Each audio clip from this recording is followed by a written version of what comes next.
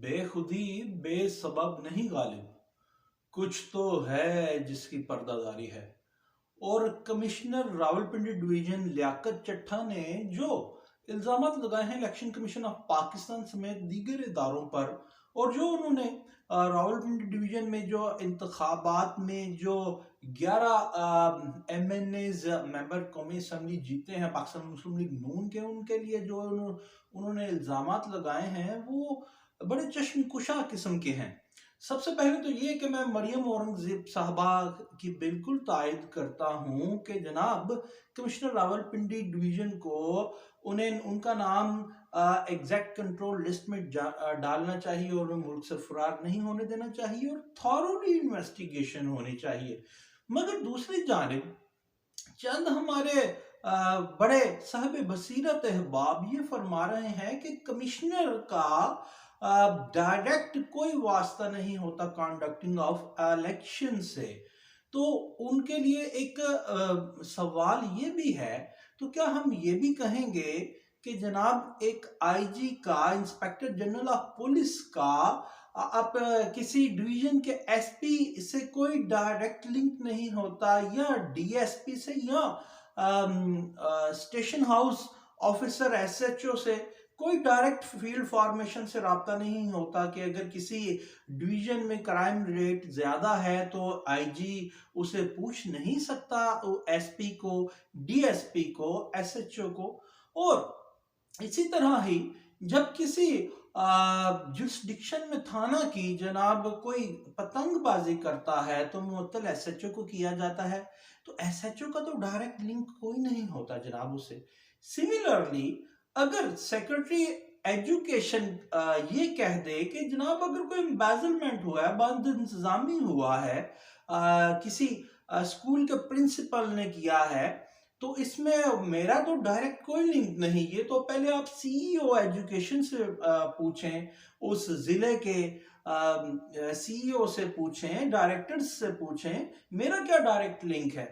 इसी तरह सिमिलरली अगर कोई सेक्रेटरी हेल्थ कह दे कि जनाब किसी एमएस ने कोई एम्बेजलमेंट की है, किसी डीएचओ ने कोई एम्बेजलमेंट की है, करप्शन की है, तो उससे तो मेरा कोई डायरेक्ट लिंक ही नहीं।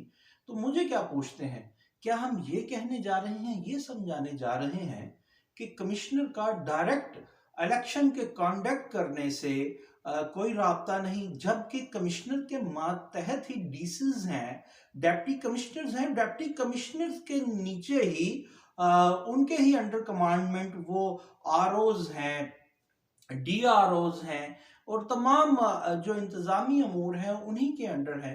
तो ये हम क्या नरेट करना चाह रहे हैं, क्या बताने जा रहे हैं? हाँ, कि कमिश्नर का डायरेक्ट लिंक नहीं भाई, वो डायरेक्ट रिस्पॉन्सिबल है। इसी तरह अगर जुडिशरी में देख लें, किसी मोअज़्ज़ज़ जज की अदालत में अगर कोई अदालती अहलकार पैसे ले रहा है, तो जज साहब ये कह के बरजुबान नहीं हो सकते, या हम ये कह के कि डायरेक्ट जज साहब का इससे लिंक नहीं, रिस्पॉन्सिबल तो वही हैं। और जनरल इलेक्शन 2024 को लेकर के बहुत सी अनहोनियां हो रही हैं वतन अजीज में। और याद रखिए, जब तवातुर से पे हम एक सीक्वेंस से अनहोनियां किसी फर्द, माशरे, करिया, गांव, शहर या मुल्क के साथ तवातुर से अनहोनियां, अनएक्सपेक्टेड इवेंट्स होने शुरू हो जाएं, तो या फिर वो फर्द, माशरा, उसका आखिरी वक्त होता है, या वो जे कमाल को पहुंचना चाहता है, पहुंचने वाला होता है। अब देखना ये है कि जो इलेक्शन 2024 के बाद अनहोनियां हो रही हैं, इसके बाद हम मौजे कमाल को पहुंचने वाले हैं, या खाकम बदहन के हम जवाल पजीर होने को हैं। अब अनहोनियां देख लीजिए कि जनाब सबसे बड़ी अनहोनी के मौलाना फजलुर रहमान कहते हैं कि जनरल रिटायर्ड जावेद कमर जावेद बाजवा साहब ने जनाब नो कॉन्फिडेंस मूव करवाया और उनके लाइज ने। फिर अनहोनी देखिए सबसे बड़ी कि जनाब पाकिस्तान तहरीक इंसाफ और जीएयूआई फे एक तरह की ए लाइंस में है कि जनाब धांधली हुई है ये जनरल इलेक्शन में। फिर उन्होंने देखिए कि सिराजुल हक साहब, जमात इस्लामी भी कहती है कि धांधली हुई है। वो इस ऑन करते हैं और कहते हैं कि जनाब मैं कोई अच्छा काम नहीं, वर्कआउट नहीं कर पाया तो मैं इस्तीफा देता हूँ। और फिर उन्होंने देखिए कि जमात इस्लामी की मजलिस शूरा ये फैसला करती है कि उन्होंने तो सब कुछ ठीक किया, तो उनका इस्तीफा मुस्तरद किया जाता है। फिर एक उन्होंने देखिए कि जनाब हाफिज नईमुर रहमान अमीर जमात इस्लामी कराची, वो जनाब कहते हैं कि मुझे धांधली से जितवाया गया और अपनी सीट से विड्रा करते हैं। अगली अनहोनी देखिए, जिडिए जिडिए के जो सरबराह हैं पीर साहब पघाड़ा, वो भी सिंध असेंबली से एहतजाजन अपनी सीटें वापस करते हैं और कहते हैं कि ये धांधली हुई। अनहोनी देखिए कि वो अपनी पब्लिक गैदरिंग में कहते हैं कि मार्शल्लाह भी लग सकता है और कोई और बात भी, जमहूरियत डीरेल भी हो सकती है। फिर उन्होंने देखिए कि पाकिस्तान मुस्लिम लीग नून को भी रिजर्वेशंस हैं जनाब, कंडक्टेड ऑफ जनरल इलेक्शन 2024 पे। वो कहते हैं हमारे बड़े बड़े बुर्ज हार गए हैं और केपीके में हमें तो बड़े रिजर्वेशंस हैं, हमारे साथ ज्यादती की गई है। वो पाकिस्तान मुस्लिम लीग नून भी ये कह रही है कि इलेक्शन धांधली ज्यादा है। फिर पाकिस्तान पीपल्स पार्टी को लीजिए कि वो तो अब एलाई है एक तरह से, नॉन डॉक्यूमेंटेड और इनफॉर्मल किस्म के वो एलाई बन गए हैं। फैसल करीम कुंडी साहब कहते हैं उन्होंने देखिए कि ये जो कमिश्नर रावलपिंडी हैं, इनके इल्जामात संगीन है, तहकीकात होनी चाहिए। और पीपल्स पार्टी भी कहती है कि हमारा मैंडेट चुराया गया है और ये इलेक्शन धांधली ज़्यादा है।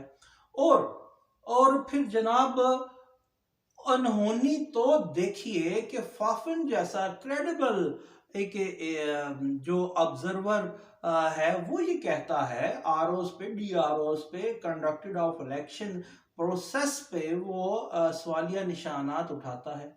और फिर एक और अनहोनी देखिए, मान लीजिए फॉर अ वाइल, मान लीजिए कि इमरान खान ने ही जनाब अमेरिका को कहा कि जनाब ये इलेक्शन में मेरा साथ दें इलेक्शन रिजल्ट्स पे, तो ये अमेरिका वही है जिसको इमरान खान बबांगे दोहल जलील करता रहा ऑल अराउंड ग्लोब के उसने जनाब ये साइफर के तहत ये मेरी साजिश करके मुदाखलत करके मेरी गवर्नमेंट गिराई।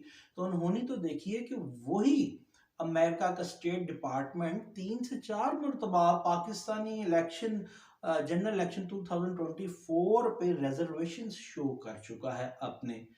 और ये इतनी जो पै दर पे अनहोनियां हो रही हैं। और एक अनहोनी तो और देखिए कि शाहिद खाकान अब्बासी साहब एक season politician, ex prime minister of Pakistan, उन्होंने पहले इलेक्शन होने से पहले बड़े रिजर्वेशंस अपने शो किए थे। और आज वो ये कहते हैं कि जनाब ये पहला इलेक्शन है कि गूगल भी परेशान है कि फॉर्म 47 पहले बन गया और 45 बाद में बना।